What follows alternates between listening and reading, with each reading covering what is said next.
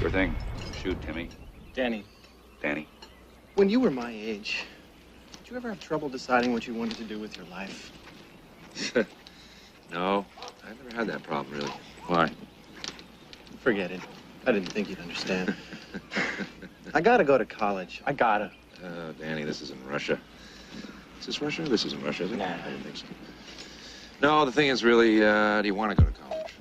Just like music. 43, almost 44 now. Looking at my life, looking back, saying wow. Got my own syntax, got my own style. Took a little while for it all to compile, but I'm reviled by the left for speaking out all day for the best, and I won't rest. I view persecution as being blessed, and every day I speak out like I passed a test.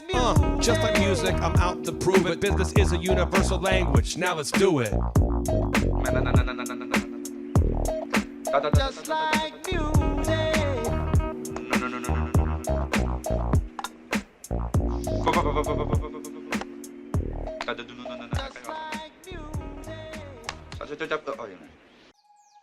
On today's show, we discuss the importance of unlearning what you've learned in school.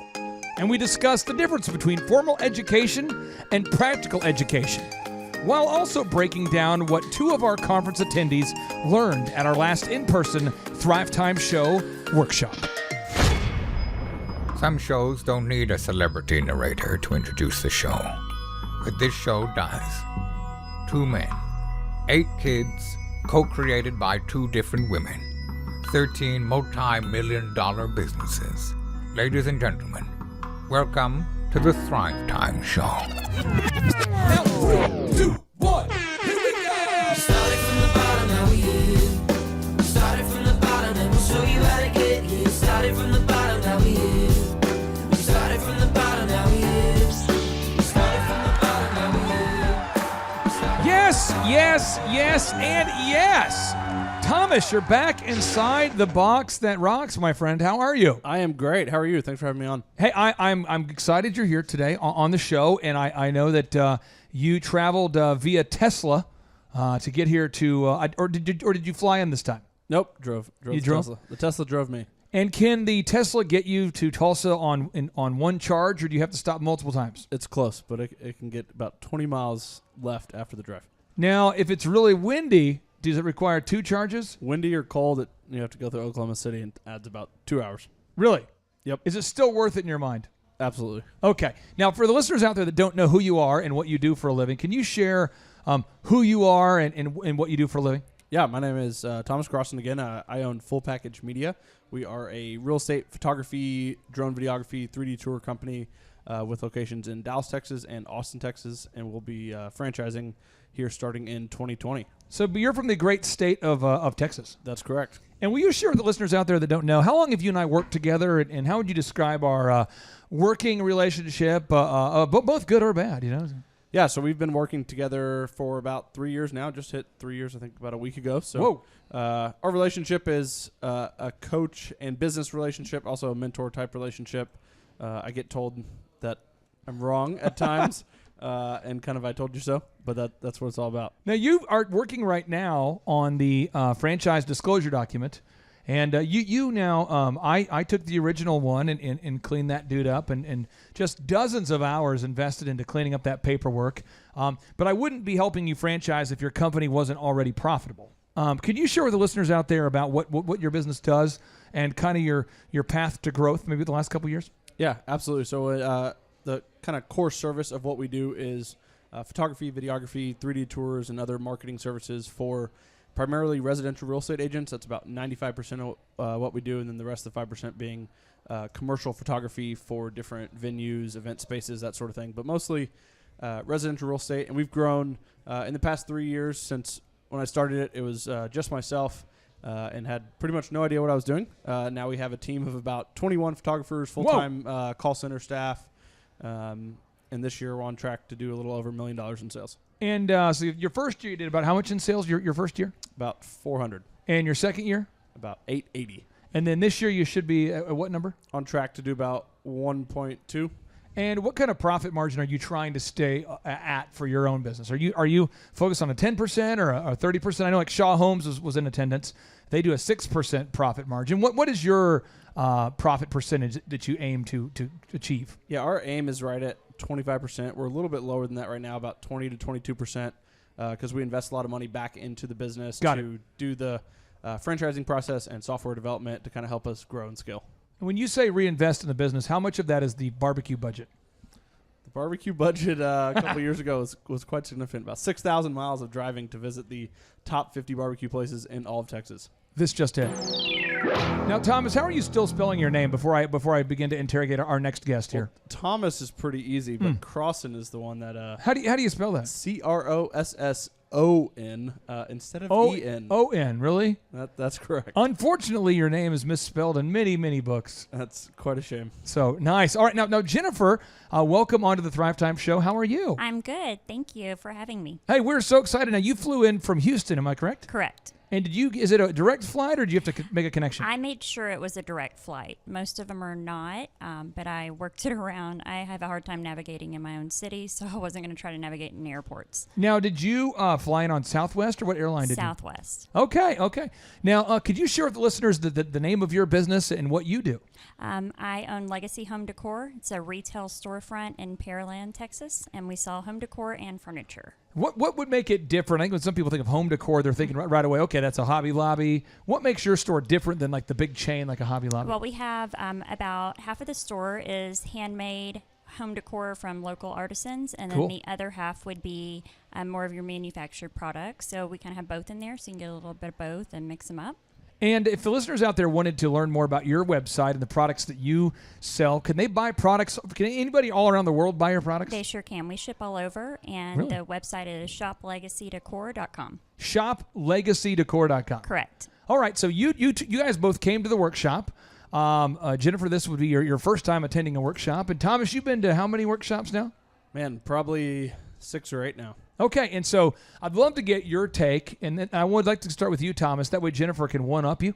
Because anytime we have a female guest, they're always just a little bit smarter than the male guest anyway. That's always true. But when you go first, she can show some separation and really just be able to show that's all he has, and I've got this much more. So I'll let you go first there, Thomas. So what did you get most out of this conference, this past conference, or what did you like most about it? Yeah, so each conference is a little bit different, and that's kind of what's great about coming back, going to so many, is you kind of get a little bit different content material out of each one. I think one thing that this conference really showed was that it's not as much about the individual people or that business, the individual businesses. It's all about the systems and the processes, because you come to these conferences and you see these kind of testimonials from different clients that work with the Thrivetime show, and that no matter what the business is, whether it be solar panels or home building or photography or home goods sales, it doesn't matter what it is. If you follow the kind of process that the Thrivetime show teaches, it'll work. One thing that always blows my mind is when you're at the conference and I notice how similar all of the successful people are. That's probably the one thing that it blows my mind, is regardless of their race or their religion, they're always on time. Yep, that is. And regardless of their race or their religion, they're always taking notes. And for anyone who's not been, all the conferences start at 7 a.m., which is your other conferences out there with unsuccessful people probably start at 10 or maybe noon on Sunday. Yeah, a lot of them do. And I've noticed that the people who are always successful are ones who are already driven. Yep. They would call themselves self-starters. Others would refer to them as self-starters.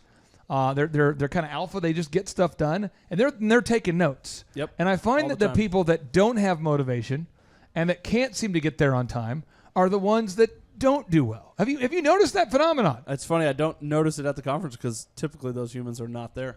Yeah, I've noticed that's an interesting phenomenon. I will say we had one gentleman that came to the conference, and I spoke to him just briefly, and he was wanting to know, how much time we're going to focus on motivation. I said, well, everybody here should be thoroughly motivated. We focus on the execution of the proven path, not the how we feel about the path, but the execution. We focus on getting it done, the application of the knowledge.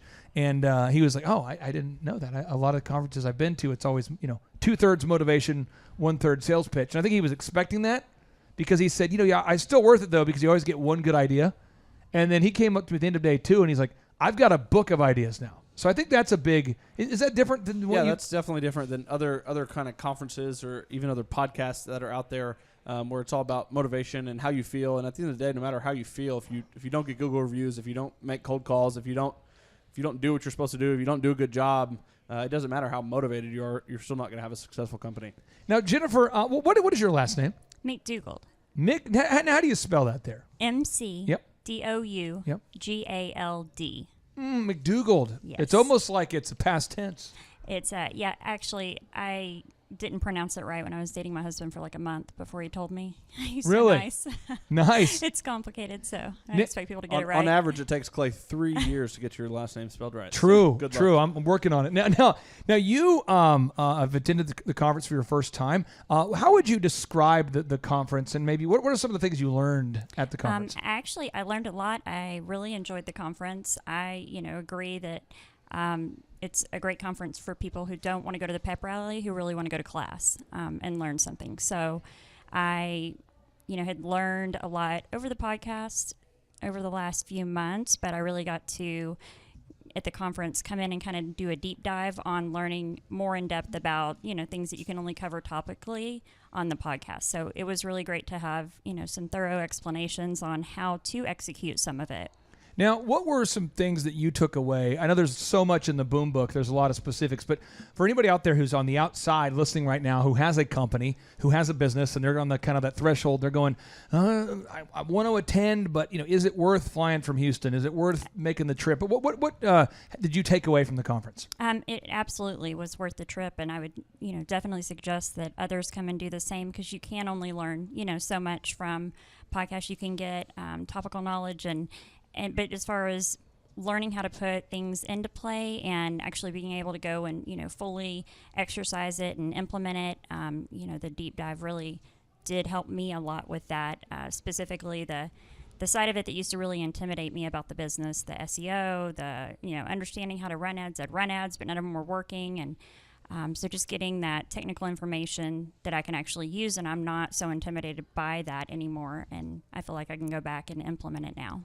I always tell our clients, I kind of refer to it as the search engine optimization myth busters kind of a thing, because I think there's a lot of people that feel like only an Amazon or a Yelp or a Nike could ever possibly rank. Right. And I don't think they realize that the folks who made Google, Larry and Sergey, actually made it so that they made it for the little guy. So that, because back in the day, if you wanted to beat a big business, you had to buy the bigger Yellow Page ad or more commercials and they wanted to make it where you could really go out there and wage war. That's what is exciting for a business like yours, Jennifer, is that you could go, you could be the next pioneer woman in your own way. And that's just fun to see that. Thomas, when you discovered how search engines first worked, walk us through what you were thinking. Were you thinking, A, this probably won't work, and then B, it definitely will not work, and then holy crap, it's working? Or walk us through what you were thinking when you first heard about how search engines work. Yeah, it's interesting that you mentioned the big companies and the kind of misconception that it's only meant for the Nikes, the Amazons, the Apples of the world to be top of Google, because that was totally my thought, my opinion when we first started. I remember having that conversation of like, well, we need to focus on referrals and how to do the best networking, because that is what matters in our industry. Yep. And you were like, just trust me, it'll take time, but we'll get there. And it's definitely not a overnight thing, but nothing that's truly successful is. And it was years and years. We started seeing results off of Google probably about a year into is where it really started picking up traction. And now it's like every day we get a lead from Google. I bet you it was about 300 articles in before we saw any success. Probably 300 pages of content. It was probably about 6 months of my pushback before I think it took about 300 articles, though, to do it. And I think that Jennifer, as you were learning how Google works and meeting people at the conference who benefit from it and people who have benefited from it for years, What were some of the thoughts going through your mind as you're hearing how Google works? Well, I was actually really relieved when I found out how it worked, because I always thought it would take, like these big companies have deep pockets to be able to end up getting my business that high on the ranking. And so to find that there was another way to do it, just with some sweat equity and commitment, then I would be able to actually get up there and compete with, competitors I wouldn't be able to normally compete with. Now, you were able to get an insane amount of reviews. You have a very loyal customer base that really enjoys the products that you sell. How many reviews were you able to gather in just one day? In one day, we were able to get 141 Google reviews. That is unbelievable. 141 in one day. Yeah. Amelia came into the meeting and she just could not get over it. She was just like, this lady is just, we have a lot of clients that do really, really well on gathering reviews. But all in one day, that's impressive. Yeah, I'm pretty competitive. I've been in the coaching program for like 24 hours, and I said, okay, tell me the top number. What's the highest number? And she told me it was, I think, 35 at the time. Yep. I said, okay, well, tomorrow we're going to beat that. Bam. She's like, tomorrow? I said, yeah, tomorrow. And how did you email your folks? Did you call them? What was your plan? So I have a group on Facebook where we have more of a community. We kind of interact a little more than we do like on a personal level than we do like say on the main business page. Got it. And they're my tribe. If I need something, they're there. If it's a sense of community. They followed me around for a few years. They're loyal supporters, and basically, it wasn't about me getting the Google reviews. It was about I asked them, are we going to let their customers beat our customers? And so my customers were competitive as well, and they decided they wanted to beat the top Google review for the other company, so they beat their custimers. And like I said, it wasn't about me. It was about them versus them. That is awesome. Now, Thomas, a lot of people come to the conference and say they're having a hard time finding good people. A lot of people will come to the conference from all over the country and say, my big issue is I can't find people. I'm here from California, and I have an auto detailing company, and I love it, but I just can't find good people. I hear another person say, I'm loving my business. Sales isn't a problem anymore. By the way, once you solve your marketing problems, it becomes a human resource problem. Yep. A lot of people come to the conference saying they can't find good people. When you first heard about the group interview system that we teach, what was going through your mind as I was teaching you that, I think over a phone call? Yep. The group interview system was something that we really pushed back on in the beginning, with kind of the mindset of we quote unquote need to find good people, not just kind of random people. And so we sat at Starbucks, I think, for like 8 hours and wasted a bunch of time and interviewed like 2 people that were one-on-one? horrible. Yeah, one-on-one for 8 hours because we thought we were different. And now we do group interviews, and we kind of over time have increased the frequency. And now we do them every week, every Tuesday at 6 o'clock. Oh, it's the best. And it's something that so many businesses struggle with on, quote unquote, finding good people. But we had a great person last week. Great person. You didn't meet the person. They were great. And by the way, this show's going to come out in October, so I can say great last week without getting myself in trouble here. The great person, and then they just sent a text message this morning, doing the whole, it's not for me. Yeah, I think, but we don't even care because we just hired 2 new people today. I'm sure you saw. Yeah, I saw the new people today. I think it was this Thursday, right before I left to come up here for the conference. Had to part ways with someone, and it was so freeing to know that it's like, hey, we're not a good fit. Thanks for your time. But I know that today, Monday, we've got a new person who's starting training. So when you get to the point where you don't have to worry about it, you don't have to think about it. It's just something that's totally off your plate because you just have a system and process that kind of runs. I love too when it scales, not really stressing out at all. I mean, zero stress. I love the idea that you can replace them, that you have candidates, but I love the stress-free nature of it because for a long time, I was building my DJ business. If I had one guy quit last minute, man, it would just stress me out. Yeah, and about a week ago, my business partner and I, we were sitting there talking, and she was like, I think we're getting good, where we're kind of staffed. And I was like, yeah, but we're not going to stop because just in case. And then, like I said, last week, I had to let someone go, and boom, we've already got someone filled that spot. No stress here. Did the principle or the concepts, Jennifer, of the group interview all make sense to you? And did you have any questions about the group interview process? I don't have any questions. If I've kind of pushed back, I haven't pushed back. But in my head, thinking I'm such a small business at this point. I only have 3 people on staff, so trying to understand why I would do a group interview every week. Yeah, well, let me was walk you hard through for me that. to concept, at first. Let me walk you through this. Your business, Steve Jobs talked about, he says, the dynamic range between an A player and a C player can be like 10 times as much. So as an example, my consulting program consisted of me and like 40 clients for a long, long time. And it was very profitable. I enjoyed doing it, and it was great.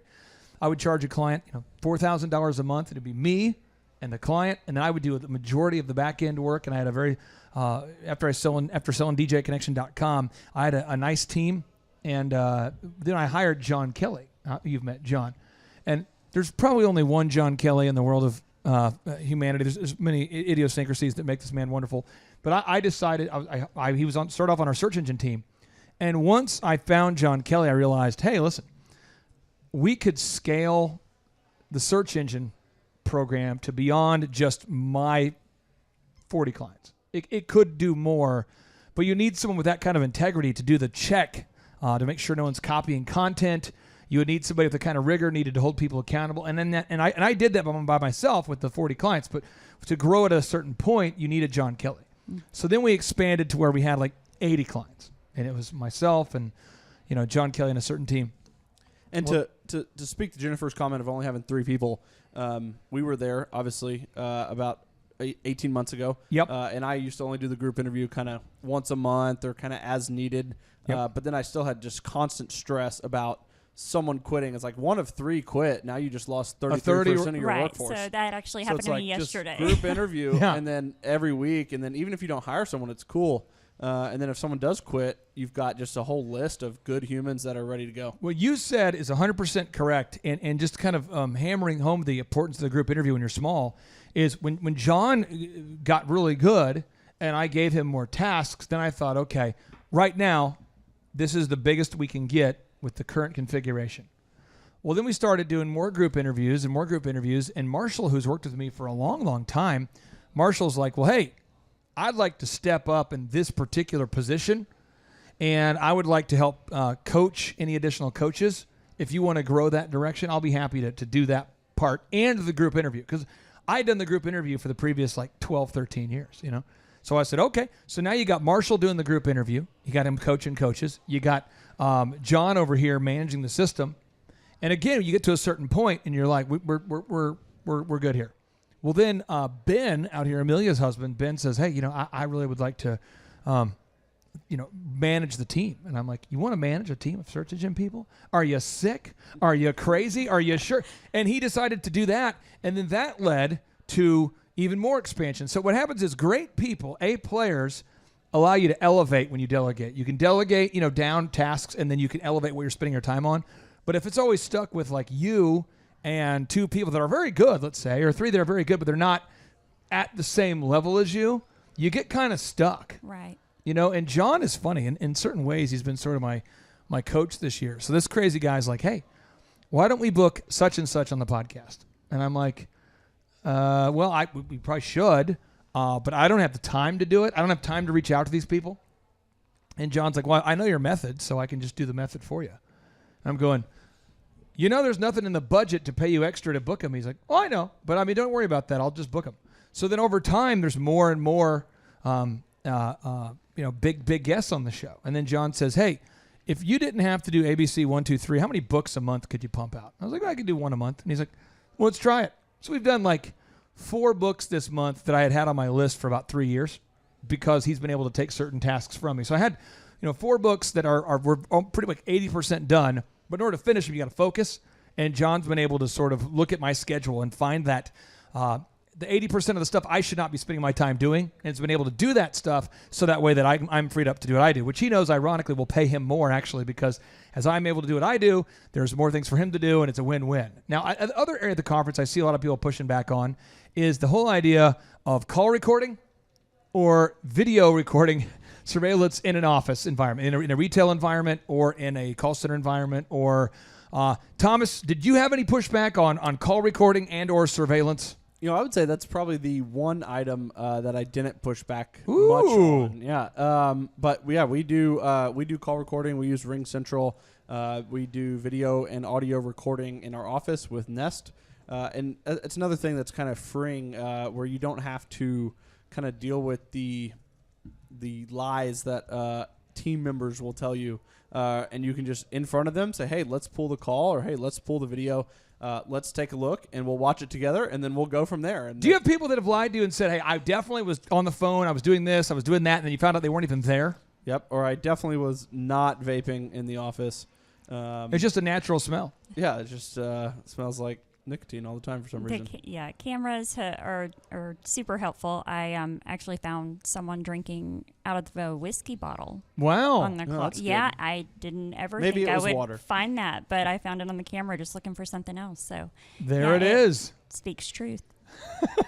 So anything else, Thomas, that you saw at the conference that you thought, wow, that is a pushback area that maybe you used to have or that certain people have? Because I think once people learn how to hire people, once they learn how to market, once they learn accountability, things get so much easier once you learn these systems. Was there any other area that you saw at the conference that we covered that you thought, wow, I'm so glad we do that now, but maybe back in the day it was an area of pushback?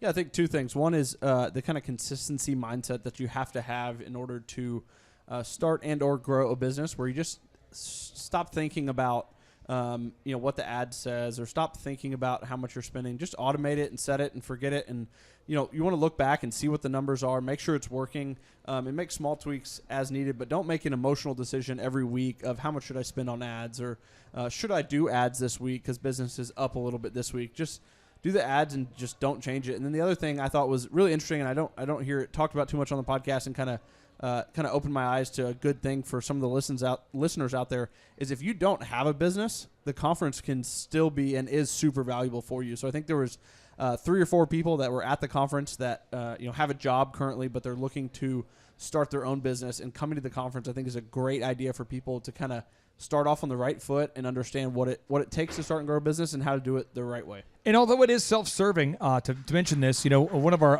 Thrivetime show guests we have on a lot is Matthew Klein.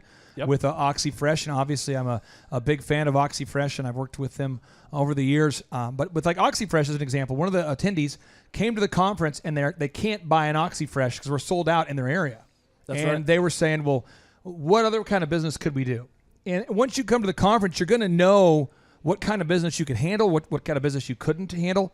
And there's a lot of great franchise opportunities out there, which is why we've decided to help you franchise your business, Full Package Media here, hopefully in 2020. Yep. That's the goal. That is the goal. If somebody were to go out there and buy a full package, they go to fullpackagemedia.com, and you can't sell one right now, but in the future when the franchises are available, why do you think a Full Package Media might be a good franchise opportunity for somebody? Yeah, I think a Full Package Media is a great opportunity for a lot of different people out there, regardless of what your kind of situation is in life or with different family dynamics, whatever it is. I think it's a great opportunity to have some time freedom and financial freedom, because we're, as a franchisor, going to take a lot of the stuff off the plate. So we're going to handle all the calls for you. We're going to handle the sales. We're going to handle the ad management. We're going to handle all the editing, all the post-production, all the customer service. So it's really your job where you're out and about. You're meeting great people, mostly residential real estate agents, and shooting, kind of capturing that content. And then we're handling all the post-production and booking appointments on your calendar and setting those appointments for you to make money. So you're saying if somebody buys a Full Package Media, essentially all they're going to have to do is to actually take the photos, take the videos. Yep. And then B, train someone else to take the photos and the videos? Yeah, group interview, hire people, fire people as needed, do quality assurance on all the media that you do, and then just meet and kind of develop relationships with realtors. So if I owned a full package, basically I would wake up every day, I'd have a schedule filled with shoots.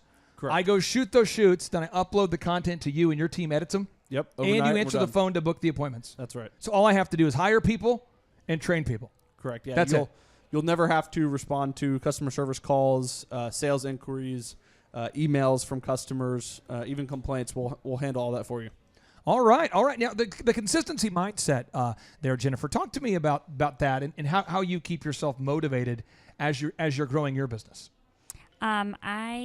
I've always, had my eye on the ball. I did go through a period when we first opened. I really wasn't anticipating the success that we would have right away.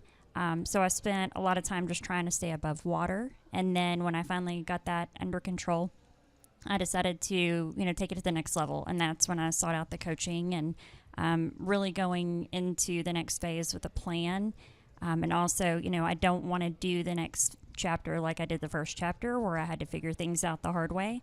So the coaching program is, educating me so to the conference on what to expect, at different steps that I may not be at that level yet, but I do plan on getting there. So having that knowledge ahead of time and going into it more prepared, I think will get me further faster. But motivation is, hasn't really been a big issue for me. I'm typically pretty self-motivated, but having a coach definitely keeps you on track because, you're in communication all the time. And right. That definitely, just I have to have a personal trainer. I want to work out and I'll show up at the gym, but I'm not going to push myself to that next level. I just go do it and I check it off my list. So I think a coach is like having a great partner too, because you get to be right. So, you get to ask for feedback. A lot of times you have a partnership where it's 50-50 and maybe the two parties can't agree and it ends up in this discord and there's that passive aggressiveness. But I love in a coaching meeting, every time I've ever had a coach in my life, in my businesses, it's great that you have someone you can bounce ideas off of. But if you absolutely don't agree, you can decide what you want to decide. And I like, to your detriment sometimes, but you can decide that. Right. Now, we had a Thriver that emailed in a question, and I thought we would take some time, about 15 minutes here, to break this down, because she was talking about, at the conference, the epiphany she had was that there's a big difference between formal education and practical education. Like a huge difference between formal and practical. And so I thought I would go over with the listeners the differences between formal education and practical education, because I think right away when you hear of a conference, you might think of formal education. So step number one, if you're out there scoring at home, and I know you are there, you say step number one for getting rich. Step one for getting rich. This is step one.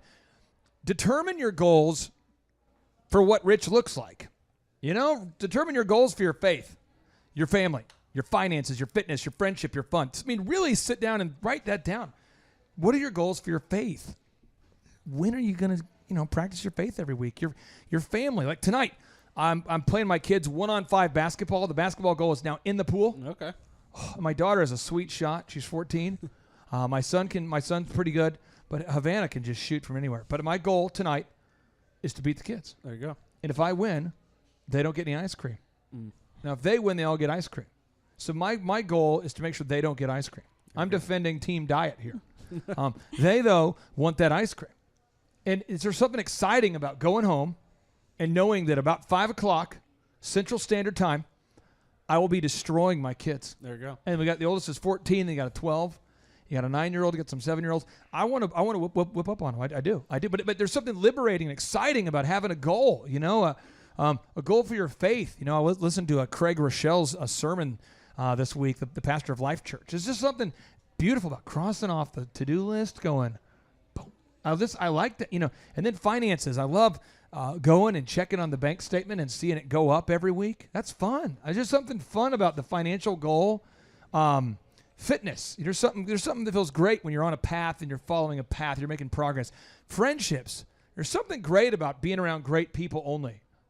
There's just something wonderful about being around people who choose to see the positive side of life, even if they're going through something. I just love being around people that choose to see betterness and not bitterness. And then there's something great about setting goals for your fun.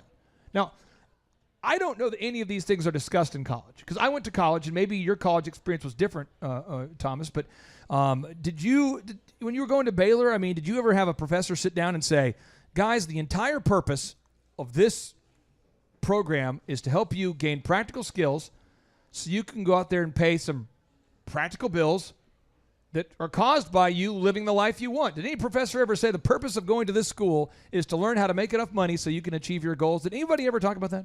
No, definitely not. I don't even think college goals were well defined, and certainly no kind of actionable steps scheduled to attain those goals. It was kind of more of everything general, so that you can get out of school and get a general job in whatever, and just kind of live a general life that is lame. It's interesting, but there is an article written by Suzanne Lucas, and she's talking about, it's called Why Your Barista Probably Has a College Degree. And this article is explaining that there are more and more baristas that have a college degree.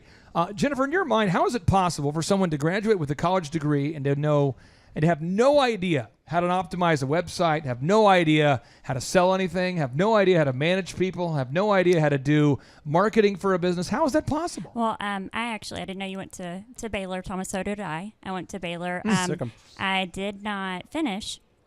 I ended up having my daughter early, but I tell everyone I've always been someone, I've always sought personal development and education, but what I was learning at Baylor for an obscene amount of money was not anything that I could actually apply in life. So I will say I got about 10% of my education from Baylor and 90% from Barnes & Noble. That's back before podcasts, but that's Right. truly where I developed my business skills and where I learned, how to manage money and how to manage people. And It's so interesting whether I have an ophthalmologist or a dentist or a doctor or a lawyer or a retail store owner or everybody I have on the show who has a degree always says, I met some good people. Got some sweatshirts to prove I went there, but I didn't learn anything that I use on a practical basis. Now, here's a little fun factoid for you. When I say fun, I mean this is kind of a not fun fact. But you put kind of a spin on it here. The latest student loan debt statistics for 2019, according to Forbes, show how serious the student loan debt crisis has become for borrowers all across the United States. There are now more than 44 million borrowers who collectively owe $1.5 trillion in student debt. In the U.S. alone, student loan debt is now the second highest debt behind only mortgages. wow. Think about that. And that's crazy because they say it as a problem as the debt. No, the problem is that too many people are going to college and not learning anything. Now think about this for a second.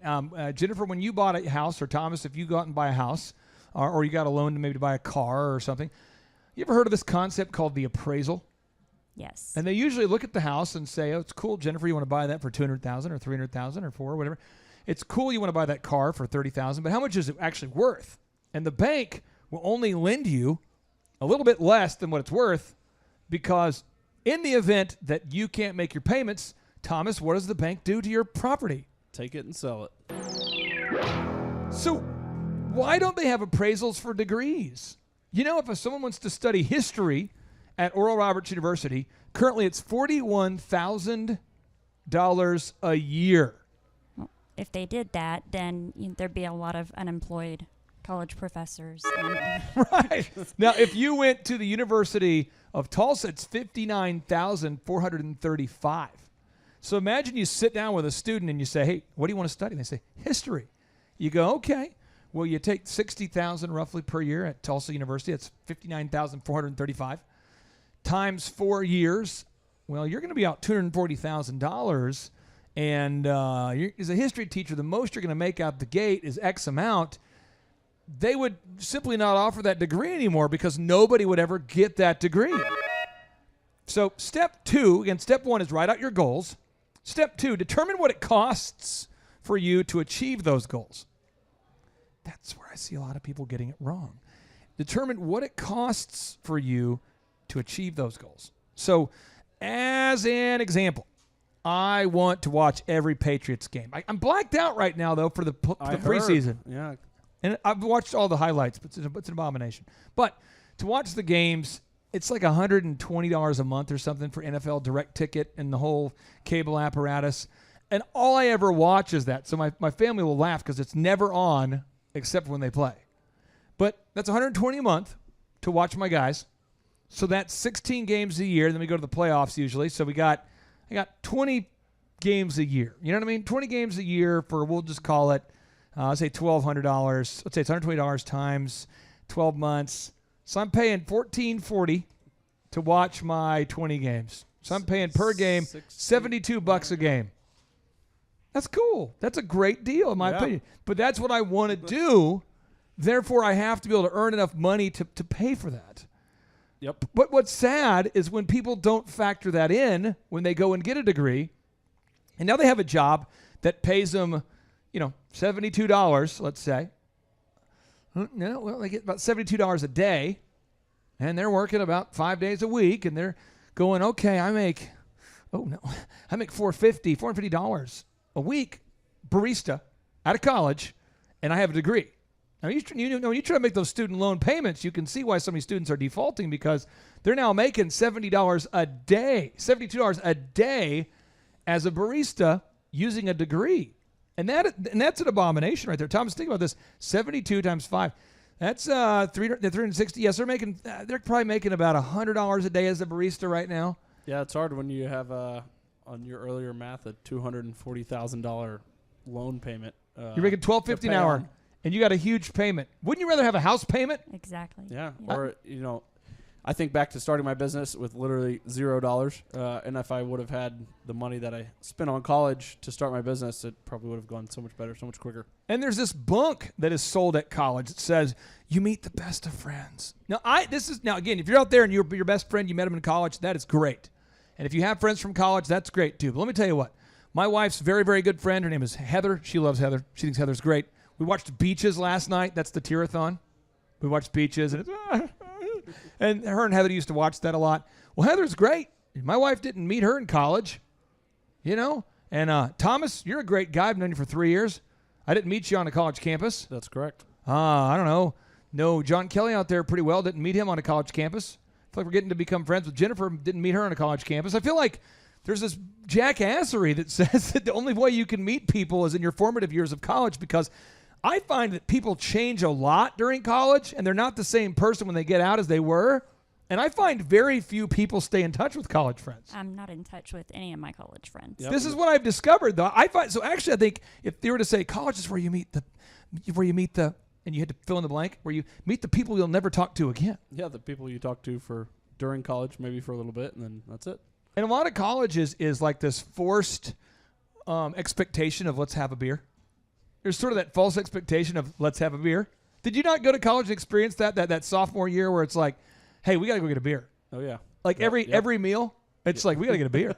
Like at every moment, like we got to get a beer. That's true. And then when you get out in the real world and you own a business, it's probably the last thing you're thinking, like, let's go get a beer. You're like, I got to go places. Yep, that never crosses my mind. Yeah. So again, I just think that the guys who are like the college celebrities too are almost always the ones that can't get a job. Yep, they're the baristas. That's right. That's the guy with all the beer. That's it. All right. Now, step 3, if you want to get rich, you got to write out a list of problems that you plan on solving in exchange for the amount of compensation you're seeking. Again, write out a list of problems that you plan on solving in exchange for the amount of compensation you're seeking. So I'll have Jennifer share with us about the problem she solves. Thomas, I'll have you share about the problems that you solve. I've got some problems that we could solve. I'm hungry. So yesterday, I went to Chipotle. I paid them because I was hungry. It's incredible. I didn't have to make it myself. I paid them. Yes. Wow. So that's a company. I paid for the solution. That's called a product or a service. People don't want to cut their own grass. So yesterday, I paid someone to cut the grass. I come home and it smells like fresh grass being cut. It's a Sunday. My businesses are off on a Sunday. His business is on a Sunday. Great. The pool guy. I love my pool guy. Never met my pool guy. The guy's doing all the pool maintenance. Never met that guy. That's perfect. I love that guy. We got a good relationship going. Never seen him. See the truck leave with the pool stuff in it, the pool guy leaving. Paid the pool guy because I don't want to maintain my water pH levels, right? I just want to hop in the pool. Splashy splash. I don't want to be thinking about what are my pH levels. Somebody says, well, Clay, you could save a lot of money by learning about the acidity of water. I think it'd be very dangerous to have you in charge yeah, I know. Pool chemicals. I don't want to haul off hay. Behind my house, we got a lot of hay, a lot of, I pay someone to do that. What happened to Aubrey? He get fired from mowing? There's a lot back there, bro. It's getting wild. He's just a young man. It's a bigger mower. Yeah, it's crazy. People don't want to walk their dogs. There's a company now called Wag. Wag, yeah. And they will come and walk your dog for you, kind of like Uber for dog Uber walking. For dogs. People want to get from A to B, but maybe they don't have a car with them. So Jennifer, you used Uber today, right? I did. I've used Uber this whole trip. See, that's okay. People in country clubs want someone to hand them hand soap, which I don't understand at all. That's weird. Have you seen that, Thomas? I hate it. It's uncomfortable. Have you been to places like that? I have. Have you been to places like that, Jennifer? I have not. I don't get out much. It's like a wedding, and there's like a guy who doesn't talk and stands in the bathroom. I encourage you one time in your life, find a way to get to a country club and I've just heard watch about it. I've heard. I can't believe it's a real job, but there's somebody who offers you a mint. There's someone who's dressed like you, looking sharp, If you're in the men's restroom, it's usually a guy. Women, but they're dressed up and they're like, "Would you like a mint?" Yes. I never had that thought of like, yes. I mean, I don't even know how to talk to that person. And they're just in there waiting for you. They don't leave the room when you're in there. They're just strange. Waiting. Like, would you like some mouthwash? Probably with a college degree. Right. Would you like? There you go. Would you like some soap? Now, people in country clubs, though, turns out they have enough money. They want to pay someone else to hand them soap. Wonder if country clubs are going to roll out a guy that feeds you soon. No, that could be a move. All right.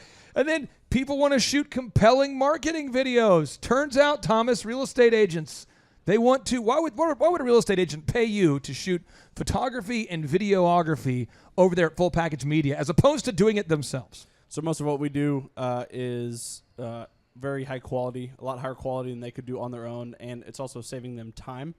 So they could go out and buy a nice camera. They could invest in the time to learn and train on how to do it, but instead they can just pay us. We knock it out for them. Very kind of one-stop shop for them. You know, people when they get gasoline, like backup gasoline, they typically don't want to put the gasoline in like a cup. They don't want to put it in their pocket.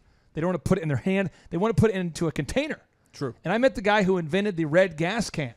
Turns out he's rich. I bet. Why? Everyone has a gas container for emergencies. It's a move. Also, this just in, Thomas, most people don't want to cut their own hair. And because they don't, we are able, we are able to charge them for their haircuts over at Elephant in the Room. They don't cover these things at college at all. It's like at college we're fascinated with learn things that nobody cares about. That's true. It seems like okay, so now that you know about papyrus, what problem can you solve? None. Thomas, remember that one time that I said to you, God, I can't find my pencil or my pen or my Etch-a-Sketch or my computer or a calculator or my phone or any other writing device at all. Where is the papyrus? And you said, I got it. Yep, back pocket. And I said, hey, do you know cuneiform? And you go, yes, I do. I mean, seriously, no one cares about your vast knowledge of things that don't matter. That's correct. I think it should be criminal to teach these things personally, but we continue. So step 3, write out a list of the problems that you can solve. Jennifer, what are the problems that you solve at your business? Well, we offer online. We do a lot of business online, and we have our market is typically busy moms, busy running kids around and working, and so we sell online, we ship. Also, a lot of people have trouble putting things together. So our staff will help you. You know, you can send a picture of your room, your wall, and we can help you piece it all together and save you from having to pay like a designer to come out and tell you what to do. So we'll kind of do like an in-store, like one-on-one consult with you. And what kind of products do you sell? Is it so home decor, gifts? I mean, what are some of the things you can find in your store? Home decor, gifts, furniture. I mean, everything from pillows to wall hangings, signs, some handmade, like I said, some manufactured, kitchen items. For every room in the house, we have a lot of bathroom humor signs. Oh, really? Those are great. Really? Yeah. And what and what is your website again? ShopLegacyDecor.com. And I don't want to paint you into a corner, but can you? We're trying to picture this here. We've all mentally gone to our restroom. What are some of the bathroom humor signs, or maybe just so we get kind of a mental picture here? One of them says no selfies in the bathroom. What's another one? Another one says text me if you run out of toilet paper. I know you're on your phone. What's another one? There's another one that gives the bathroom like a 4.5-star rating. All right, that's Tim Johnson's laugh there. That's a gift. What is there? One more? Is there one more you can think of? One more. Let me think. Okay, here we go. So many. Here we go. We're going back to we're pondering. What better way to make your bathroom echo and to be funny than by calling our good friend over here, Miss Jennifer? And again, what was that website one more time? ShopLegacyDecor.com. You like that, Thomas, don't you? That's great. Oh, it's impressive. I want to have that sound clip I said at funerals. That way, if a funeral ever gets kind of really down, Just hit that. Action button there. Dr. Timothy Johnson, our ophthalmologist client, has perfected the art of laughing. That's good. Laughing. And did you see how at the conference he was asking questions that appeared on our whiteboard while not being at our conference? Wow. Did you see that? That's special. He's texting Justin Wren, and Justin Wren's putting up questions on the board that I know pertain only to him. That's awesome. That's impressive. That's sneaky. Okay, so now we talk about, so step number 3, you write out a list of the problems that you can solve. Now, if you already have a business, write a list of all the problems you can continue solving. What are other problems you can solve? At the end of the day, you get paid to solve problems. So what are other problems that you could solve for your existing customers? That's a powerful thought. Now, at college, I pulled up the curriculum here for Oral Roberts University, some of the general ed classes. And Jennifer, I would just like for you, I know you went to Baylor, but this is Oral Roberts University where my wife and I went. And I'd like for you to share with me if you ever use these particular skills at your job right now, okay? Art History Survey 3. No. Okay, that didn't go well, so that's okay. What about Advanced Ceramics? No. I look at ceramics, but I don't know how to make ceramics. Advanced Sculpture? No. Really? Biblical Greek? No. Biblical Greek 2? New Testament Introduction? I took New Testament. Haven't used it at work anyways. Jewish Civilization? No. Hermeneutics, Principles of Biblical Interpretation? Negative. Hebrew Exegesis? Oh, no. The word Hebrew is in one of our signs. It says that men are supposed to make coffee because God said he brews. Nice, There you nice. go. There we go. Tim Johnson. Here we go. All right, so here we go. Now you've got Human Ecology Laboratory. Do you ever use that? No. Thomas, what about this one? Do you ever? Okay, here we go. Senior Paper. Do you ever write big papers in business? Nope. Have you noticed have you noticed in college they want you to write a big paper, and in business they want you to write a small, pithy paragraph? Yep. That's so true. Banks hate large proposals, and business people do too. Seriously, if an employee gave you a 25-page document, wouldn't you almost be irritated, Thomas? They have, and I have been irritated. What about travel study, Thomas? Do you ever use that? Nope. Phonetics and conversation? Nope. Team ministry? No. None of that? You wouldn't use any of this stuff? What about, okay, how about this? Well, augmentation and persuasion, theory and practice. Nope. What about, I'm just trying to, there's so many non-practical, I mean, this whole page is filled with things that I've never, quantitative literacy. It seems like it doesn't even make sense. Music therapy. How is that a thing? How is this a thing? This is a thing. And your parents out there listening, if you want to get $59,000 a year in debt, what better way to get in debt than by having your kids take classes that don't apply at all? How is it possible? Now Peter Thiel couldn't be here today because he was rejecting me yet again. But Peter Thiel, one of the early investors of Facebook, worth over $1 billion, writes, pretty harsh here. He says, university administrators are now the equivalent of subprime mortgage brokers, selling you a story that you should go massively into debt. And it's not a consumption decision. It's an investment decision. Actually, no, it's a bad consumption decision. Most colleges are just 4-year parties. Peter Thiel. Oof. So step 4, I'd ask yourself this as we wrap up today's show.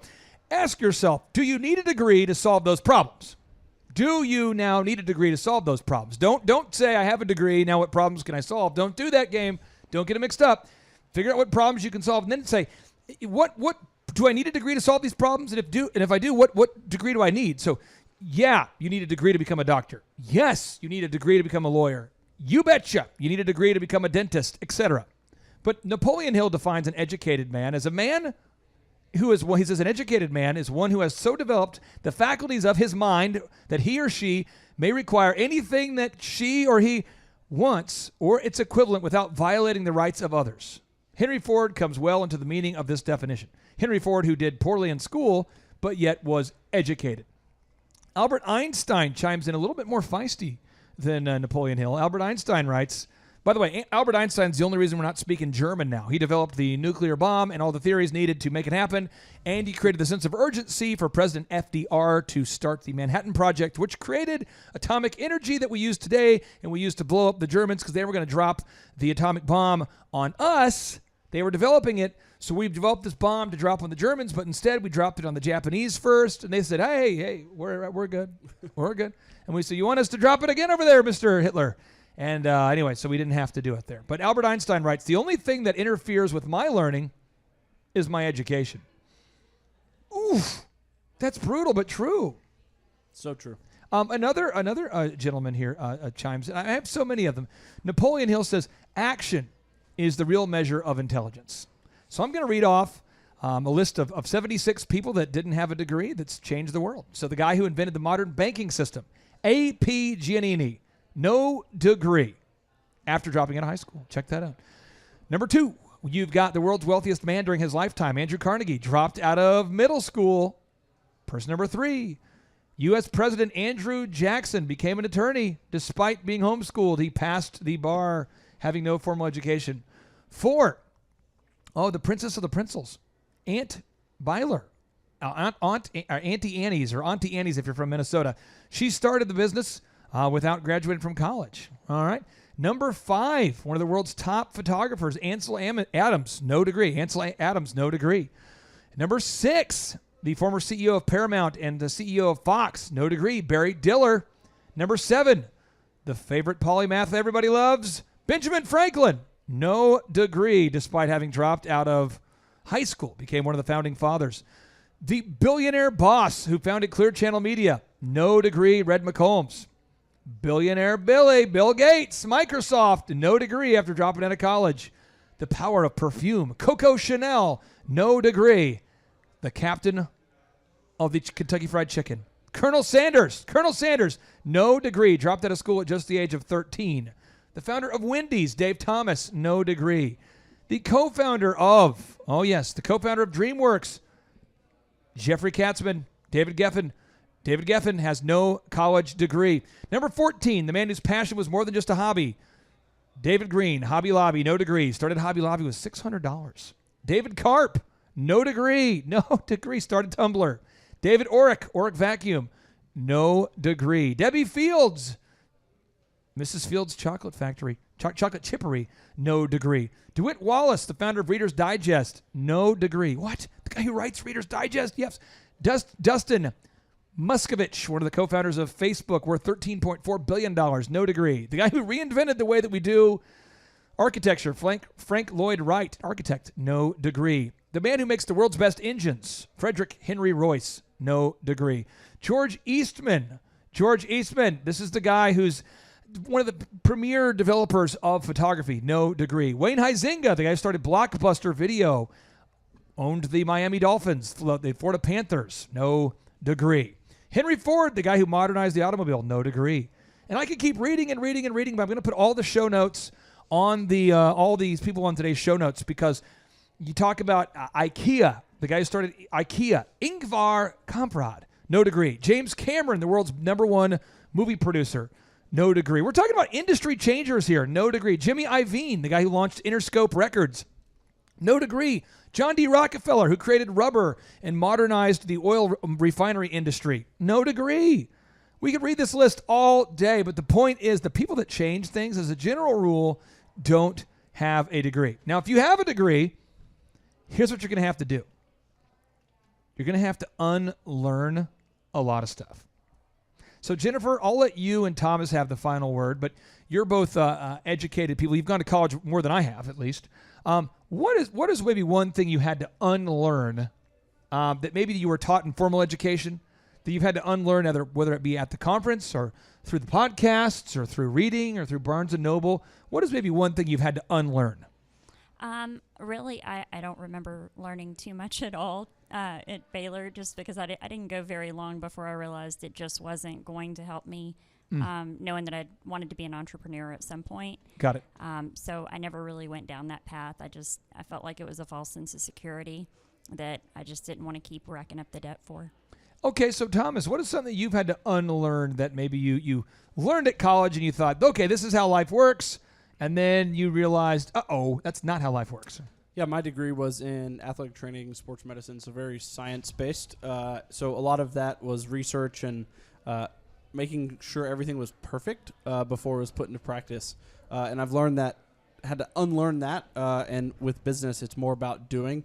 Define, act, measure, refine is kind of the way to do it, and that's so much quicker and saves money and saves time instead of it. If you own a business and you try to wait until everything's perfect, then you'll never go or grow anywhere. That's good. So you're saying you learned the rhythm of entrepreneurship: define, act, measure, refine. You can define what you think is going to work, act, take action. Yep. Action is the real measure of intelligence, according to Napoleon Hill. And then measure. Measure, is it working? Is it working? Is it working? Right. And then refine it, but never stop. Correct. Don't wait for perfect. And if you wait for perfect, you're going to wait forever. Hey, Jennifer, I appreciate you visiting us from Houston. I'm from Houston. I know you have a flight to catch. Yes, thank you. I appreciate you having me on. Yeah, and I appreciate the conference. It was super helpful, and I'm going to be coming back, and I'm probably going to bring some of my team with me when I come. Would you encourage the listeners out there to come to a conference? Oh, absolutely. Yeah, absolutely I would. I learned a lot. It was really mind-blowing. I mean, the second day by like 9 a.m., I was like, wow, okay, I have a lot more knowledge, even having listened to every single podcast there was. Yeah. Still learned so much in 2 days that I'm going to be able to take back with me and be a better business person because of it. You know, something's magical when you can actually ask a question. Because sometimes you listen to the podcast and you kind of get it, you're almost there, but you're like, I don't understand that one thing. Right. Can yeah, I and ask I had a a few question? of those. I came with notes on some things, and I held them to see if they were covered in the conference, and they were. And if I had any further questions, then I was able to ask them during the conference. So I'm not walking away with a list of questions like I was when I got here. Thomas, I appreciate you, my friend. For anybody out there who's contemplating attending a Thrivetime Show workshop, what say you, my friend? You have the final word about whether we should attend a Thrivetime Show conference or not, or why we should or shouldn't. Yeah, I would say just make it a priority. Just schedule it. Things that get scheduled get done. So just put it on the calendar. Go to thrivetimeshow.com and see when the next one is. Probably October? October. Well, this one here, we're going to air this show October 22nd. Okay, so I think. December. So, yeah, probably December. Every 2 months they have one, so I would just go. Just make it happen. If you can't afford it, then they'll usually work something out with you. So I would just go, make it a priority, make it a rock in your life, in your schedule to get there. There's so much value, and it doesn't matter what stage of your business you're in. Even if you don't have a business, like I mentioned earlier, or if you have a business that's been around for 20 years, but you're waiting to get to the next level, or you're trying to get kind of more out of the business and kind of more passive, no matter where you're at, there's something there that's valuable for you. How old are you? 26. Do you remember what it felt like to have $100,000 in your account for the first time? It was pretty kind of unreal. When you hit $200,000, did your head explode? Did you go buy a bunch of burritos? I did it. Barbecue. As you get closer or got to $300,000, what happened in your mind? We're getting there. It's it keeps going up and up, so it's a good problem to have. I'm just trying to say out there, if you're listening out there, the average American has less than $400 saved. And how old are you again? 26. And let me tell you what, this guy has got. He's 26 years old. So he probably has half as many years of experience as half of our listeners. I mean, a lot of our listeners are 50, right, 45. And if a 26-year-old man can diligently implement the plan and get at least $200,000 stacked up in a bank account somewhere, right? Yeah. And you pay taxes on. And if you are 50, if you're 60, it's not too late. I see plenty of people at the conference who, Clay Stairs is a perfect example. He was a teacher for years and years and years. Became a millionaire through quitting teaching and becoming a public speaker. He did not become a client of mine, I think until he was like 47. Yeah, so it's not too, no matter where you're at in life, how old you are. Yep. There's always something to do, some problem that you can solve. There was a police officer that was here, and he was like, I don't have a business. I'm interested in starting something. And I think in about 3 minutes, you kind of laid out a whole path for him that he could probably make. Well, I thought about it all night. A couple $100,000. I thought about it all night. I was thinking, like, what can this guy do part-time on the side? What's something? And so I sketched it. I laid it out in 3 minutes, but I lost like 3 hours of sleep thinking about that guy. So that was a problem. But hopefully we helped him. Patrick's protection something? Yeah, Patrick is his name, though. His son won the TV. He did. His son got the big TV. So big shout out to Patrick. Big shout out to you, Thomas. Big shout out to Jennifer. And we like to end each and every show with a boom. And so now, without any further ado, 3, 2, 1, boom. Stop what you're doing and think about this for a second. What would happen if your company was suddenly able to generate exponentially more quality sales leads?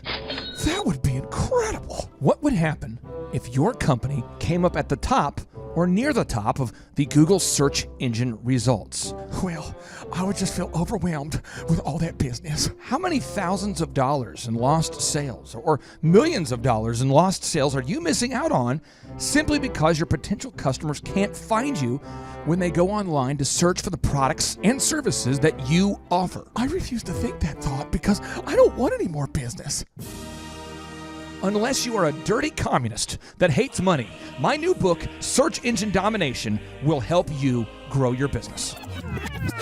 In my new book, Search Engine Domination, we will teach you the specific steps that you need to take to dominate the search engine results. What do you mean by dominate? You see, in my new book, Search Engine Domination, we will teach you the specific steps that you need to take to dominate search engine results. Download your free ebook copy today at thebestseobook.com. I repeat, that's thebestseobook.com.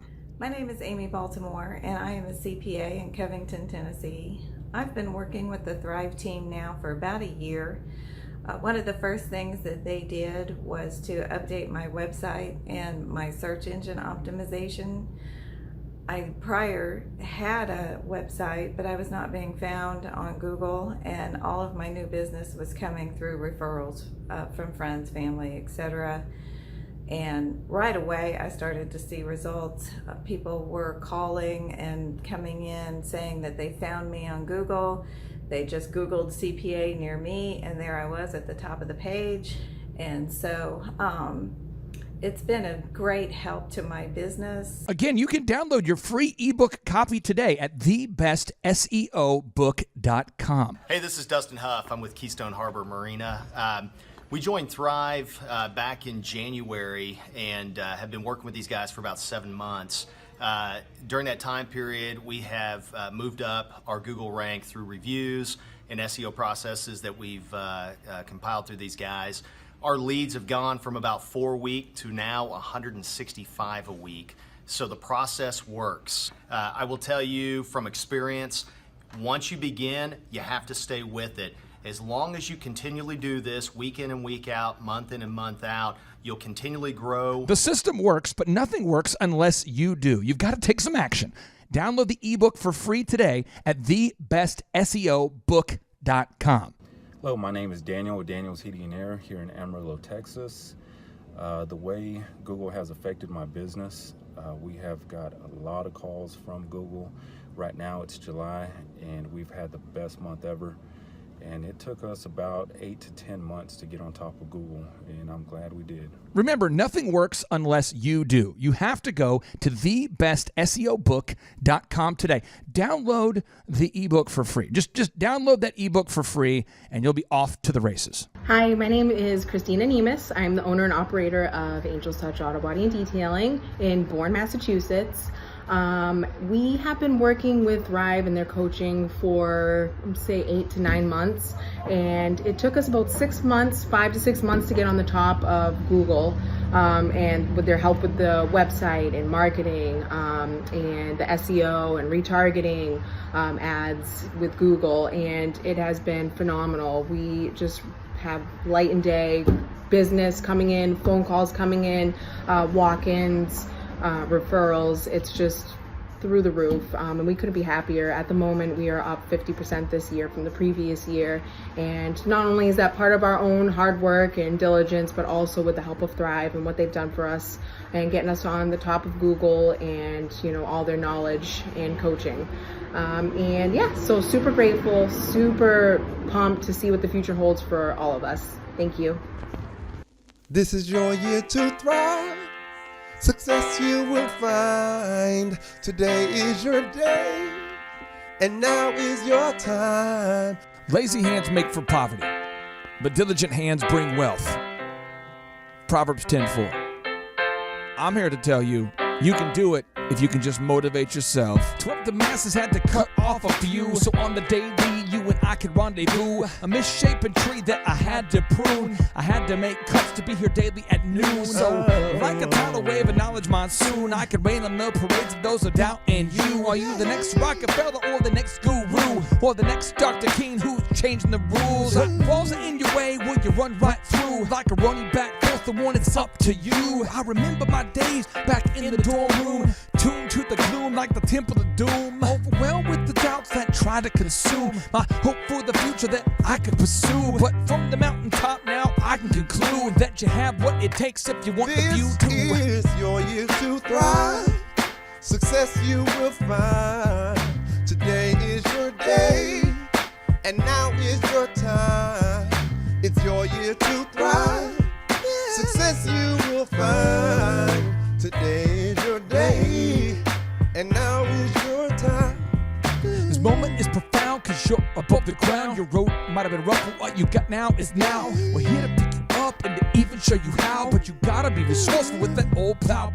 Started from the bottom, but I worked my way up. Cause by 4 a.m. I've always been prayed up. Rise and grind, now's your time, don't dare let up. You gotta get it, don't quit it till your seeds grow up. It's your year to thrive. Come on. Success you will find. Yes. Today is your day. Somebody say. And now is your time. It's your time. It's your year to thrive. Come on. Success you will find. Today is your day. And now is your time. It's your time. We all have a wish and we all want to win, but we cannot begin without self-discipline. If you fall on your face, get yourself up again. Attach yourself to goals, not fail with the friends. When the storms get rough and they scatter and leave, you only be there with yourself and what you believe. We believe in you, but not as much as God does. If you're going through hell, he's got nothing but love. Apply what you learn, increase what you earn, and in due time you have money to burn. Apply what you learn, increase what you burn, and in due time you got money to burn. Sing it. Apply what you learn, increase what you burn, in due time you got money to burn. Sing it. Apply what you learn, Sing it. increase what you burn. Yes. In due time you got money to With this biblical miracle, I look to shout down the doubters. Kill the weeds that be killing your dream flowers. Empower you to devour all the obstacles that make your sweet dreams sour. As for me, I used to stutter, but now I'm on the microphone smooth like butter. If I can do it, I know you can too, but you must stick to it like postage do. And while Merton's on the chorus, singing what he sings, I encourage you to dream big dreams. Today is your day. Today's your day. And now is your time. It's your time. This is your year to thrive. Sing it. Success you will find. Today is your day. It's your day. And now is your time. It's your time. Today is your day. Come on. And now is your time. Sing it, Martin. Today is your day. Now is your time. I realize I can't sing like that, but I can talk and play the woodblock. Okay. Ryan Wells, welcome to the Thrivetime Show. How are you, sir? Doing good. Thanks, Clay. Thanks for having me on. Hey, do you remember how we first met? How did you and I first meet? Yeah, so I had a friend in Oklahoma City who does outdoor living. So he builds pergolas, outdoor kitchens, a company called PMH OKC, Randy Antrican.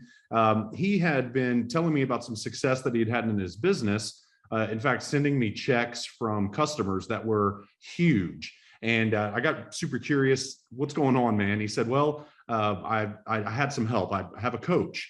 And so he actually invited me to come to one of your Thrivetime business conferences. And so I did. And I was blown away at everything that I heard, and immediately signed up to have a conversation with you about what coaching might look like. And so it was seeing Randy's success and another one of our insurance friends. Work with you as well. Yeah. Now, it's fun about our insurance friend. Is our insurance friend now? He was telling me he's in the top, I believe, 1% of all insurance agents now in the country. And he went from, doing okay to doing great. You went from doing okay to doing great. Randy went from doing okay to doing great. And money's just a magnifier. Money just allows you to have the time freedom and financial freedom to do more of what you want to do anyway. When you and your wife aren't running your flow photography business, what are the kinds of things that you and your wife like to do together? Yeah, so we are super involved in our local church, and it's really our heartbeat. My wife is she plays the piano and leads worship at our church. I serve in our kids ministry every week and speak in there and work with kids. And one of the things we really like to do, we'll kind of travel it. I'm sure you've heard. I know he's been at some of the Reawaken American tours, but Sean Foyt. We're big fans of Sean Foyt, and so we've had the chance to travel across the country to attend some of his live events, and so just trying to stay real hooked up in the church. What I'm going to do is I'm going to go to your YouTube channel for a second, and I'm going to just show people kind of the work that you do because you guys provide real estate. You provide real photography for real estate. You do videography. You do drone. You provide that content for real estate agents. So if there's a real estate agent out there, they're listing a house, they're listing a commercial building, they need photos, videos, 3D tours, the whole thing. I'm on the YouTube channel. Is there any particular recent project you want to direct me to, or can I maybe just click on this one here with the pool, the house with the pool? Is that fine? Yeah, any of them's great. Okay, I'll click on this one here. And again, this is what you would be creating if you own a Flow Photography. This is the work you would be producing. Oh yeah, 2401 West Sierra Springs, Edmond. Okay. Now, folks, real quick, one service that Ryan doesn't currently provide is narration of the home tours, but this is something I'm willing to provide for this one. Here we go. Do you want to live in this house? Do you want to have that be your lawn? Do you want that little star thing in your? Do you want that horse head? Do you want that horse head? Does that horse head speak to you? Does the call of the wild resonate with you when you see that star? Do you want that bull's head? Do you want that wood floor? Is that what you need? Do you want that deer head? It's all negotiable. If you buy this house, if you buy this beautiful house at 2401 West Sierra Springs in Edmond, do you want that painting of that? Do you want that picture of that family? No, you can't have that picture because that picture's their family. You got to put your own family. You want that stove? You can get that stove. You want that granite? Oh, there's no Formica there, folks. That's granite. Oh, you want that stove? You want the living room? You want the lights? You want all this? You want to buy this house? You want to live in this house? You want this to be your home? You want that aquarium? You want to feed those fish? You want that painting? You want all of this? Is this what you want? You gotta fill out the form and contact your local agent. They're gonna charge you 6%, and that's fair. Oh, that's very fair. That's a fair number. It's a fair. You'll pay a 6% commission because you've been inspired by these photos to buy the house at 2401 West Sierra Springs. Okay, they don't do narration. they don't do narration with the photo. I'm gonna have to hire you, Clay. I don't know if it's a good idea to taunt the prospective buyer. Okay, so then you guys do photos though too, not just. So where can I go to find photos? Where on your website can I see examples?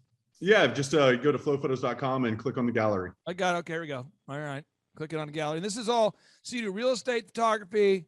You got the photos. It turns out people look at the photos before they buy a house. I don't know if people know this, but it seems kind of obvious to most of our listeners, I would think. But the vast majority of people look for the home they're going to buy looking online. They go online, they look at the photos, then they schedule an appointment with the real estate agent. And the photos, the clarity and the brightness and the imagery of the photos really does determine how many leads a real estate agent gets. And you do commercial photography as well. You got that. Now you do the drones thing. Are you liking the 3D tours too? Do you like the 3D tours? Yeah, the 3D tours have become super popular. You know, it's kind of what you see whenever you look at houses online, apartments online, something like that, where you can actually click through and view the property and sort of click and go all around in 360 space. They're super popular, and websites like Zillow.com actually give listings that have 3D tours preferred rank, so they show up on the list higher than listings that don't. So now I'm walking through this house here. I'm walking through it. I have a little question, and just how come you don't have motivational music with the 3D tour? Like, why don't you? What's that all about? Can you? Yeah, no. Hopefully that technology is coming soon. Right now, it's not available. But that's yeah. Just pull up your Spotify or something. You can.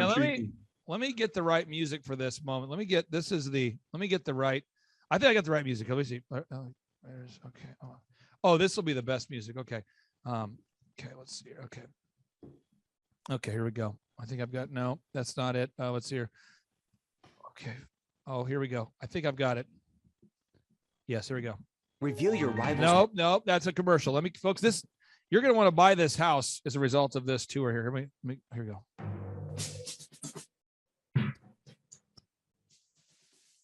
The autumn wind is a pirate, blustering in from sea. With a rollicking song, he sweeps along, swaggering boisterously. Are you ready to buy this house? His face is weather-beaten. He wears a hooded sack with a silver hat about his head and a bristling black mustache. He growls as he storms the country, a villain big and bold. And the trees all shake. I feel like I need to look around more frantically. I need to go. He robs them of their gold. The autumn wind is a raider, pillaging just for fun. He'll knock you round and upside down and laugh when he's conquered and won. Okay, so that would be the theme song. I would go with that one. Okay, so Perfect. And then if people want to learn how to buy a flow, what are the steps? What's step 1, step 2? Walk us through the steps to owning a flow photography. Yep. So the first thing would be to go to flowphotos.com and click on Open Your Own Flow Photography. Look at it. Read through the information that's there. We kind of break down the process and the costs. And then at the bottom, there's a form that you can fill out. Just give us your name, email, phone, and in the notes, just say, hey, I'm interested in opening a flow photography. Yep. What we'll do is we'll give you a call to schedule just really like 15 to 30 minute conversation where we'll break down the numbers, the process, we'll talk about everything that you get as a licensee and the responsibilities that we at Flow Corporate would have as well. And then we'll get a shadow day scheduled. So that would be the next big step. So you'll actually come to Oklahoma City for a half day of shadowing, and you'll go on photo shoots with us. You'll see what it's like to interact with clients, to take pictures of houses, to fly a drone, to do a video, to do a 3D tour. And if it still sounds like something that you're interested in, then the next step is to schedule training. And that's going to be back in Oklahoma City as well. A couple of days of training where you'll have a hands-on experience with the cameras, the drone, all the things. And then we'll kind of go through that process of getting you up and going. So step 1, fill out the form at flowphotos.com. Step 2, schedule a free consultation. Step 3, schedule Discovery Day in Oklahoma City. Step 4, if it's a good fit, go ahead and sign the agreement and begin training, right? Yep. Okay. And then if I own one and on a daily basis, correct me if I'm wrong here, but there's 4 things I need to do on a daily basis. I got to take photos. I got to train people to take photos. If I have employees, I have to teach my whole team how to take photos. So I have to take photos and videos and 3D tours, but I also have to teach people how to do it. Yep. Then I need to maintain good relationships with realtors, make sure they're happy. And I need to gather objective reviews from happy customers. I mean, it seems to me like that's what the core business is. And then you edit the photos for me. So if I'm the local guy and I take the photos, I give them to you and then you edit them and doctor them up. Is that correct? Yeah, that's right. So you don't have to worry about editing at all. It's you're pretty much just pushing a button. I mean, that's really all you're doing is just hitting a button. If you can hold a camera and you can hit a button, then you're definitely able to do this job and to grow this business. We have an editing team that'll handle all the editing for you. We'll handle the delivery of the photos to the clients, to your realtor clients as well, so that all that's taken care of. And you're the founder. You're Ryan Wells. That's who they'd be talking to if they fill out the form, correct? That's right. Okay, so folks, again, Ryan's been a longtime client. I'm honored to serve him in that capacity. He's a patriot. He loves America. Loves Sean Foyt praise and worship, but he wants to help you. So if you want to own your own business, you want to quit and leave corporate America and do your own thing, this may be a great opportunity for you, or it might not be a good fit. But in order for you to know, you just got to go to flowphotos.com. That's flowphotos.com and click on the button to learn more about here opening your own flow photography. It's a big yellow button up here. Click it. We'll schedule a consultation. Next thing you know, you'll be on the phone with Ryan Wells, and we'll see if it's a good fit. Ryan, thank you so much. And I'll have more innovative ideas with the music and the narration next week. I know that so far, 0% of the ideas I've suggested on today's show will be implemented, but I'll come back each week with more and more hot ideas. Awesome. Looking forward to it. Thanks, Clay. Take care, brother. Bye. Bye. The Thrivetime Show, 2-day interactive business workshops, are the highest and most reviewed business workshops on the planet. You can learn the proven 13-point business systems that Dr. Zellner and I have used over and over to start and grow successful companies. I mean, we get into the specific steps on what you need to do to optimize your website. We're going to teach you how to fix your conversion rate. We're going to teach you how to do a social media marketing campaign that works. How do you raise capital? How do you get a small business loan? We teach you everything you need to know here during a 2-day, 15-hour workshop. It's all here for you. You work every day in your business, but for 2 days you can escape and work on your business and build these proven systems so now you can have a successful company that will produce both the time freedom and the financial freedom that you deserve. You're going to leave energized, motivated, but you're also going to leave empowered. The reason why I've built these workshops is because as an entrepreneur, I always wish that I had this. And because there wasn't anything like this, I would go to these motivational seminars, no money down, real estate, Ponzi scheme, get motivated seminars, and they would never teach me anything. It was like you went there and you paid for the big chocolate Easter bunny, but inside of it, it was a hollow nothingness. And I wanted the knowledge, and they're like, oh, but we'll teach you the knowledge after our next workshop. And the great thing is we have nothing to upsell. At every workshop, we teach you what you need to know. There's no one in the back of the room trying to sell you some next big get-rich-quick, walk-on-hot-coals product. It's literally, we teach you the brass tacks, the specific stuff that you need to know to learn how to start and grow a business. And I encourage you to not believe what I'm saying, and I want you to Google the Z66 auto auction. I want you to Google elephant in the room.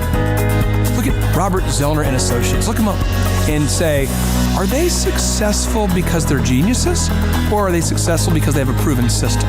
When you do that research, you will discover that the same systems that we use in our own business can be used in your business. Come to Tulsa, book a ticket, and I guarantee you it's going to be the best business workshop ever, and we'll even give you your money back if you don't love it. We've built this facility for you, and we're excited to see you. I'm Dr. Mark Morrow. I'm a pediatric dentist. Through our new digital marketing plan, we have seen a marked increase in the number of new patients that we're seeing every month, year over year. One month, for example, we went from 110 new patients the previous year to over 180 new patients in the same month. And overall, our average is running about 40 to 42% increase month over month, year over year. The group of people required to implement our new digital marketing plan is immense, starting with a business coach, videographers, photographers, web designers. Back when I graduated dental school in 1985, nobody advertised. The only marketing that was ethically allowed in everybody's eyes was mouth-to-mouth marketing. By choosing to use the services, you're choosing to use a proven turnkey marketing and coaching system that will grow your practice and get you the results that you're looking for. I went to the University of Oklahoma College of Dentistry, graduated in 1983, and then I did my pediatric dental residency at Baylor College of Dentistry from 1983 to 1985. I established my practice here in Tulsa in 1985. One of the things that I hear in my world a lot as a business consultant from business owners is they will tell me, Clay, I want you to help me, but my industry is different.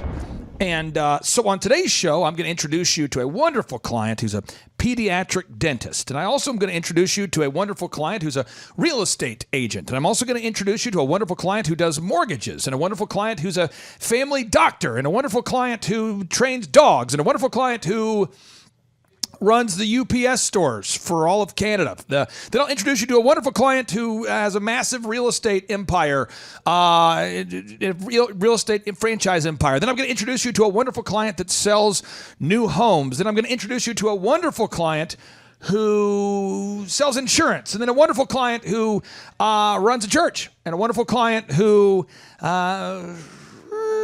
the wonderful client who sells insurance. I think I mentioned that. A wonderful client that has a research lab. And at the end of the day, you'll discover that if you will follow the proven systems that I will teach you at our in-person workshops or through our one-on-one coaching program, it's like bumper bowling for business.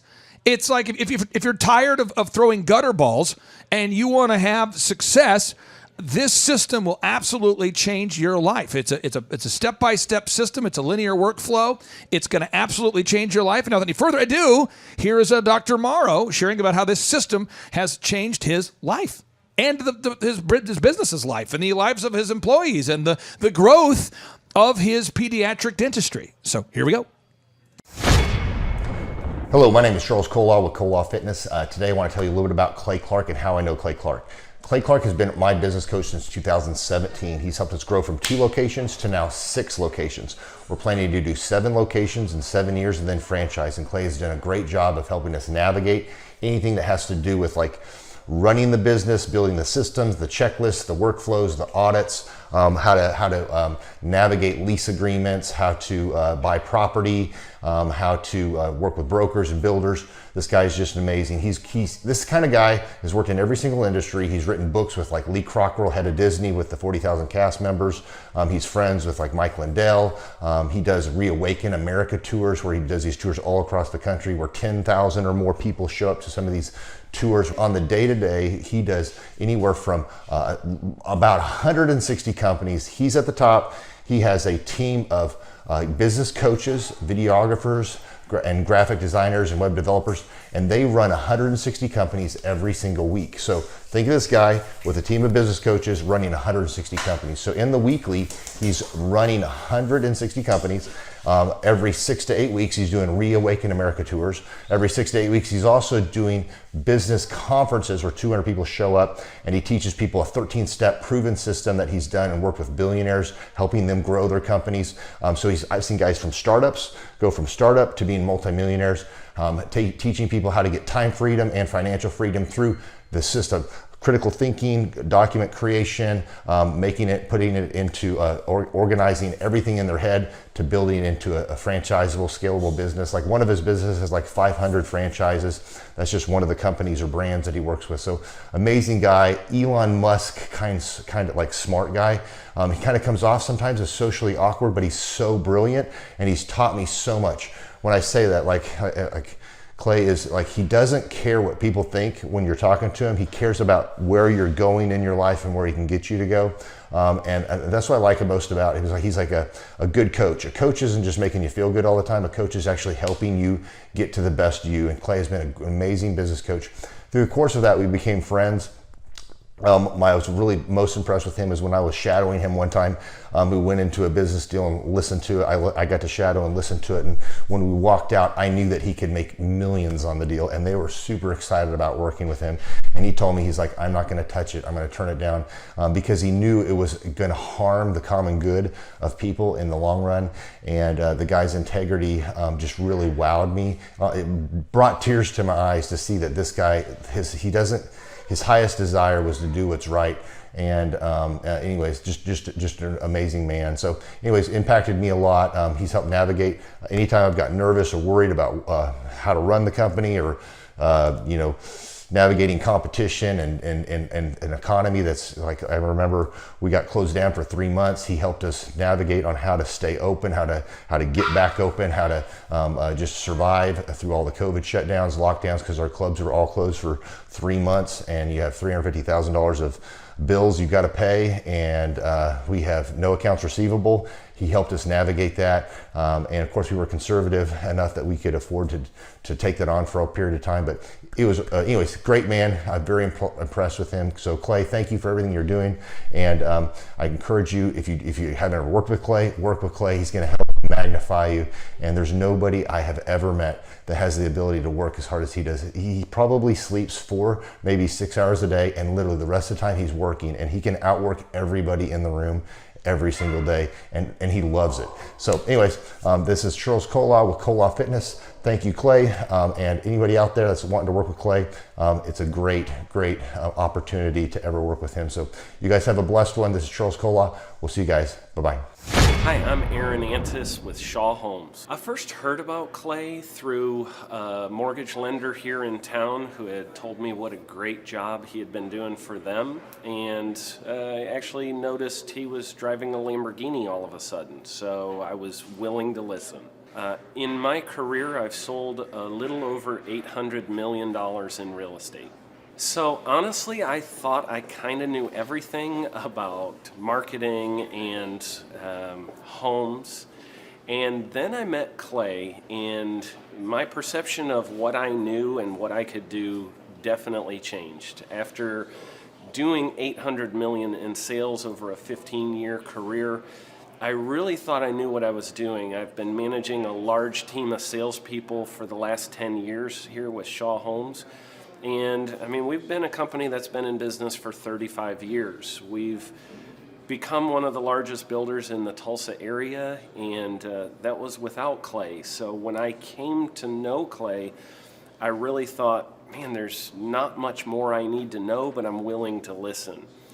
The interesting thing is our internet leads from our website has actually, in a 4-month period of time, has gone from somewhere around 10 to 15 leads in a month to 180 internet leads in a month. Just from the few things that he's shown us how to implement that I honestly probably never would have come up with on my own. So I got a lot of good things to say about the system that Clay put in place with us, and it's just been an incredible experience. I am very glad that we met and had the opportunity to work with Clay. So the interaction with the team and with Clay on a weekly basis is honestly very enlightening. One of the things that I love about Clay's perspective on things is that he doesn't come from my industry. He's not somebody who's in the home building industry. I've listened to all the experts in my field. Our company has paid for me to go to seminars, international builder shows, all kinds of places where I've had the opportunity to learn from the experts in my industry.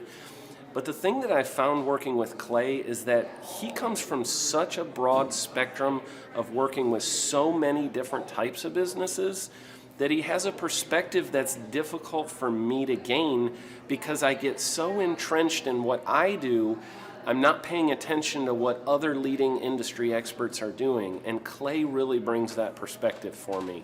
It is very valuable time every week when I get that hour with him. From my perspective, the reason that any business owner who's thinking about hooking up with Thrive needs to definitely consider it is because the results that we've gotten in a very short period of time are honestly monumental. It has really exceeded my wildest expectation of what he might be able to do. I came in skeptical because I'm very pragmatic, and as I've gone through the process over just a few months, I've realized it's probably one of the best moves we've ever made. I think a lot of people probably feel like they don't need a business or marketing consultant because they maybe are a little bit prideful and like to think they know everything. I know that's how I felt coming in. I mean, we're a big company that's definitely one of the largest in town. And so we kind of felt like we knew what we were doing. And I think for a lot of people, they let their ego get in the way of listening to somebody that might have a better or different perspective than theirs. I would just really encourage you, if you're thinking about working with Clay, I mean, the thing is, it's month to month. Go give it a try and see what happens. I think in the 35-year history of Shaw Homes, this is probably the best thing that's happened to us. And I know if you give them a shot, I think you'll feel the same way. I know for me, the thing I would have missed out on if I didn't work with Clay is I would have missed out on literally an 1,800% increase in our internet leads. Going from 10 a month to 180 a month, that would have been a huge financial decision to just decide not to give it a shot. I would absolutely recommend Clay Clark to anybody who's thinking about working with somebody in marketing. I would skip over anybody else you were thinking about, and I would go straight to Clay and his team. I guarantee you're not going to regret it because we sure haven't. My name is Danielle Sprick, and I am the founder of D Sprick Realty Group here in Tulsa, Oklahoma. After being a stay-at-home mom for 12 years and my 3 kids started school and they were in school full-time, I was at a crossroads and trying to decide what do I want to do? My degree and my background is in education, but after being a mom and staying home and all of that, I just didn't have a passion for it like I once did. My husband suggested real estate. He's a home builder, so real estate and home building go hand in hand, and we just rolled with it. I love people, I love working with people, I love building relationships. But one thing that was really difficult for me was the business side of things, the processes and the advertising and marketing. I knew that I did not have what I needed to make that what it should be. So I reached out to Clay at that time. and he and his team have been extremely instrumental in helping us build our brand, help market our business, our agents, the homes that we represent. Everything that we do is a direct line from Clay and his team and all that they've done for us.